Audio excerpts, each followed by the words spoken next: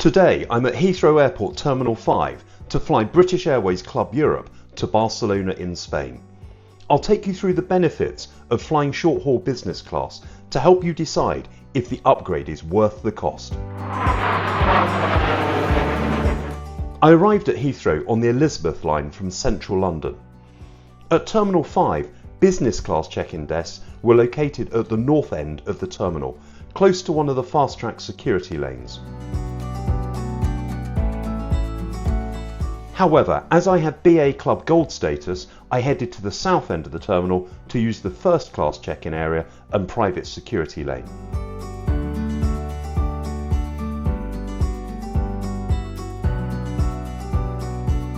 There were no queues here, and I was directed straight to an agent.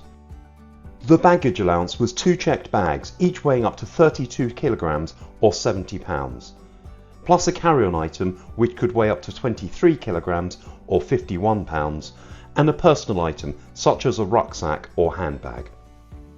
From the check-in desk, it was a very short walk to the first-class security lane, which had new scanners where liquids and laptops remained in your bags.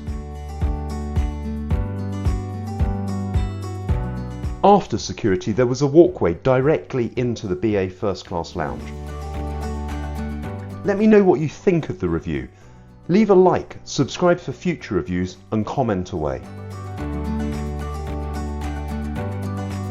The lounge was fairly busy, but soon I found a seat near the buffet. A fair range of hot and cold items were available in the buffet. There was also a coffee station, a cheese station, soft drinks, and a full service bar. The first class lounge had better food options than the gallery's business class lounge on the floor above. Soon it was time to leave the lounge and head to the gate. From the main entrance you went down escalators into the departure hall. My flight was departing from the main terminal, so I walked through duty-free shopping to reach it.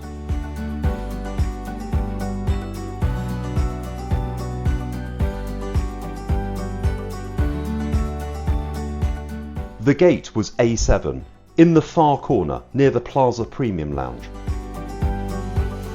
Business class got to board in Group 1 and were lined up for priority boarding. However, when boarding started, the gate agent called forward Group 2 who'd been lined up separately at the same time, so there was no priority. Even though we'd been called forward for boarding, we then waited about 10 minutes on the air bridge before boarding actually started. The flight was on an Airbus A320 Neo aircraft, registration Golf, Tango Tango, November Whiskey. It was 1 year old.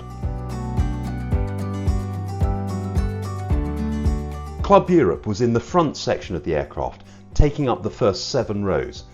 There were 28 seats in a 2-2 configuration, with a table locked into the middle seat on either side. The seat had a width of 17.7 inches, the same as the economy seats further back. The pitch between rows was 30 inches, which was an inch more than for economy. The seat could recline up to 3 inches. There was a good amount of storage space under the seats in front. A tray table folded down. Above it were USB-A and USB-C ports rated 60 watts. In economy, the ports were only rated 15 watts. The seats had adjustable headrests. There was plenty of overhead bin space. As we prepared to depart, the crew gave a manual safety demonstration. I bought this flight at fairly short notice. The cost of a business class return fare was £775, which was £200 more than a return economy fare. The aircraft pushed back from the gate about 20 minutes behind the scheduled departure time. We taxied south across the airfield to take off from runway 09 right. There was a queue to take off, waiting for the wake from an A380 to clear.